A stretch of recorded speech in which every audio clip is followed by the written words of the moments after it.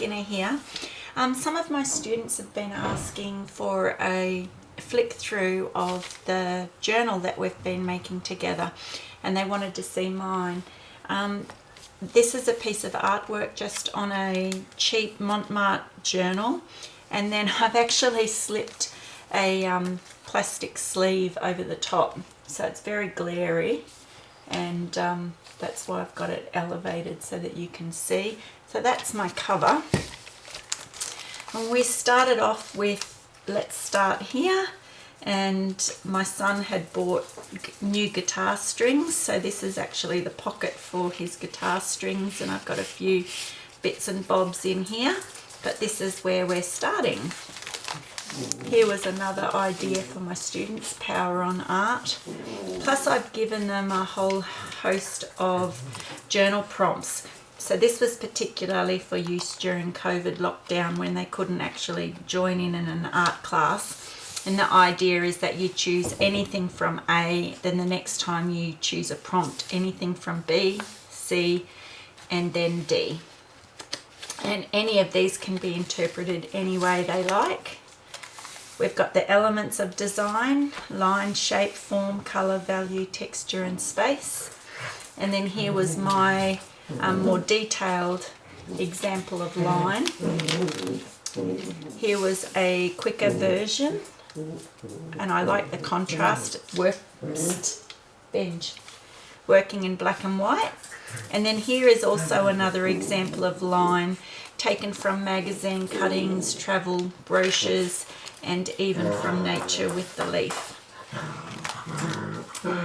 Then we did a colour wheel, mandala style, and so far I've done a few different versions where this was the initial one, then the second one, the only thing I changed was yellow, and subsequently I then only changed red, and then only changed the blue. This was also exploring colour and tints and shades, but working with a different kind of a circular design. We went on to making our blue machine. So we had to search for different things from magazines and amongst the art storage supplies and come up with elements that would create a blue machine that then made something. So mine was a bubblegum machine. And while we were looking through magazines and old books and the art supplies, I said to them, pull out anything that actually appeals to you that isn't necessarily blue. And some found that blue was their favourite colour, and for me it was a little bit of a no-brainer. I chose pinks, oranges and purples. Next we were looking at complementary colours. So we mixed those, and we found that when you mixed a complementary colour you had a shade of brown. Then we also worked with black and white and found that we created grey. And within that we looked at camouflage, and so we have a chameleon hiding amongst the page. So we worked with brush techniques and complementary colours for that one. Going on a little bit further, this isn't something that the students did, but I did for the students, and that was exploring the one colour through different mediums. So this was a Montmartre, which is a cheaper purple paint, and then here was a more a cheaper one, also the Frenchville, and then Jo Sonja, then Derivan, and then Atelier. So gradually the cost of the paint became more expensive, but you can see the difference in the colour and which one wasn't so watered down. And what I did find is that I really liked the Montmartre and the Frenchville. They were great. And again, this messy side was working with Inktense pencils and just normal inks, Tombows, so just exploring India inks. Here we were looking at tints, shades and tones, and we were working with complementary colours. So the complementary colours here were the purple and the yellow, and then The rest was just tinting and shading with those colours, and a stencil was used as a background. This was doing exactly the same thing, however, instead of using a stencil, I blocked the colours. Again, looking at tints, shades and tones. So in this case we were tinting and shading primary yellow and introducing black, which I used as the deer silhouette, and everything else or a shade of yellow. On this side I tore up masking tape into long strips, placed them down, so we've got some really clear straight edges, but most of them are raggedy from the tear. And again, tints, shades and tones, so this was working with the same. And I think I said a primary yellow, but it was actually a cadmium yellow that I used as the main one here.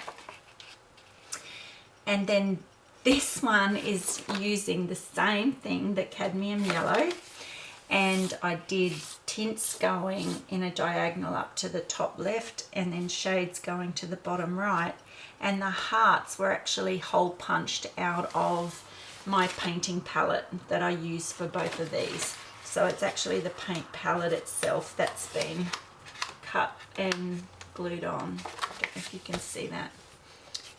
Next we looked at values, so we've got a few different values here, and also in the girl's face we've got a change in value, and we explored different ways of creating value, going from dark to light. And this page probably needs a plastic sheet between it because the pencil is rubbing off on this side, but again we were looking at the tonal values and how to make something that's flat in your book look like a three-dimensional object. This page here and this one, if you look at it through black and white, look exactly the same. And again we were looking at the value, so we have a value scale here, and in black and white all of this looks exactly the same as here, and in black and white this looks a mirror image when in actual fact it's all colour, but it shows that there is value associated with colour. We explored value using pastels, so the students had to cut out a template and then use that with pastels to explore value. And again with this one, and I encouraged them to, you know, create their art page the way they wanted to. So I actually created one in charcoal and then cut my piece of paper up, and the excess I used for making the pocket. And then inside I have the template that I used, and I made a simple closure. Now that doesn't want to go back in, there we go. I made a simple closure, and then I just did some of my own line drawing in between. Now we were looking at hierarchy and working with values again, and then seeing how we can actually add elements like a sun or a tree and create a hierarchical system. I always struggle to say that. And again, encouraging the students just to create their own little pockets. Here is a watercolour village. And in this one, we're just using felt pens. So there's a whole thing on my YouTube on how to create watercolour from felt pens. And then I highlighted with gel markers. We explored texture, where we had I took a photo of each of the students, printed it out on photocopied paper, and we scrunched it all up so that we created line and texture. And then I'm not sure if you can see that, but we did a water wash, and then we also added pastel over the top to get that crazed effect. And then we explored working with gesso and gel medium to create texture.